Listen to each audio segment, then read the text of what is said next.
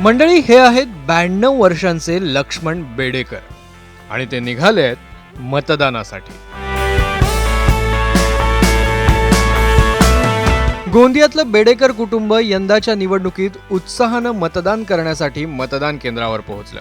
92 वर्षांचे लक्ष्मण बेडेकर आपल्या 82 वर्षांच्या पत्नीसह मतदान केंद्रावर पोहोचले आणि त्यांनी आपला मतदानाचा हक्क बजावला।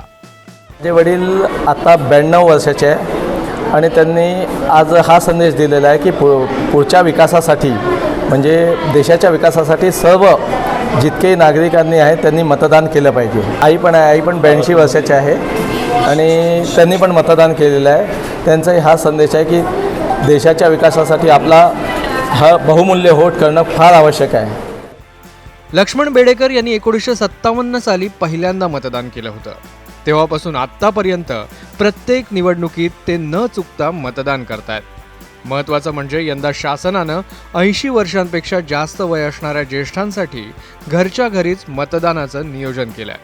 पण 82 वर्षांचे बेडेकर आजोबा चालू शकतात, त्यामुळे आपल्या पत्नीसह त्यांनी मतदान केंद्रावर जाऊन मतदान करण्याचं ठरवलं। आगे चलकर देश के विकास के लिए एक अपना योगदान देना चाहिए। मतदान करणं हे आपलं कर्तव्य आहे। देशातल्या जबाबदार नागरिकानं मतदान करायलाच हवं। 92 वर्षांच्या बेडेकर आजोबांनी आपल्या कृतीतून युवा वर्गाला हाच मेसेज दिलाय। रवी सपाटे, न्यूज 18 लोकमत, गोंदिया।